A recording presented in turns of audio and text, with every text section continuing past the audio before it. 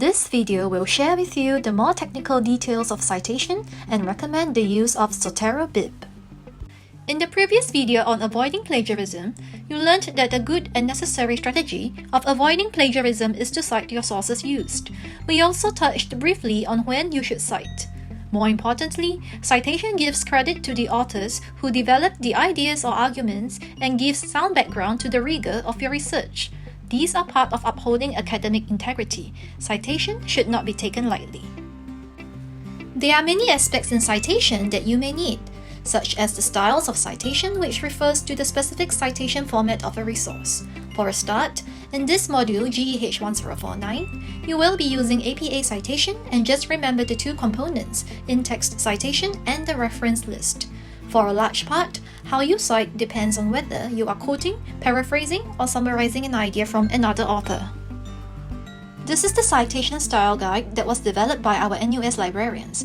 You can discover other forms of citations other than APA style and resources that you can use. In-text citations appear in the body of your assignment in your paragraphs.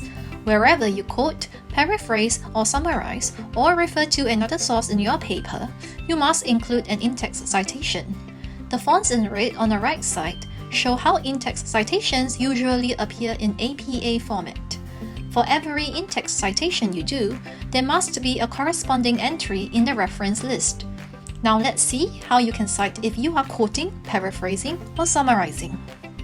Let's use this text excerpt as an example of how you can quote, paraphrase, or summarize. A text excerpt is a segment of the original text with the exact wording, punctuation, and formatting. This text excerpt on the screen is found in paragraph 13 of the source, and at the bottom of the screen, you can see the source.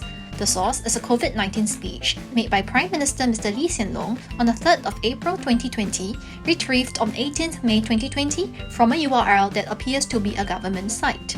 You also see that quotation marks surround the text excerpt. How can we incorporate this into our work properly? When it comes to quoting, this is an example of how you can quote a segment of the above text excerpt. There are 5 things to note.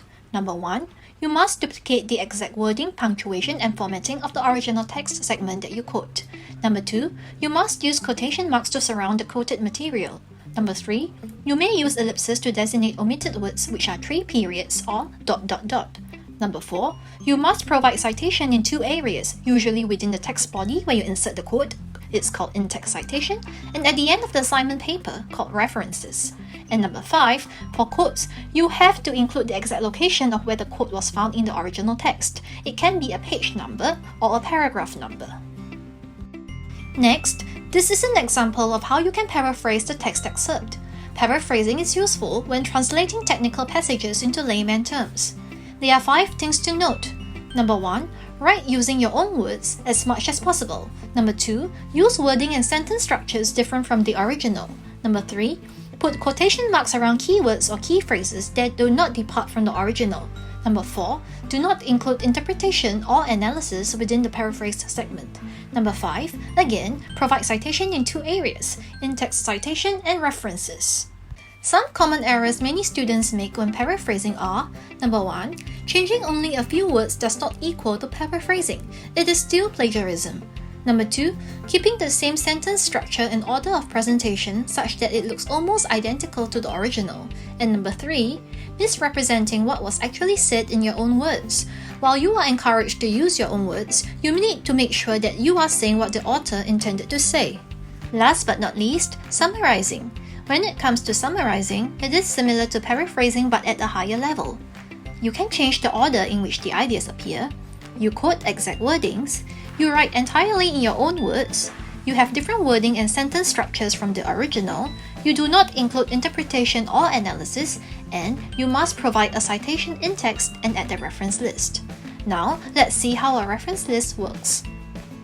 The reference list is the detailed list of references that are cited in your work. There is no duplicate of the exact same source, and it is usually placed at the end of your work. In APA style, each entry in the reference list must have appeared in the paper as an in-text citation. The list is ordered alphabetically, followed by chronologically.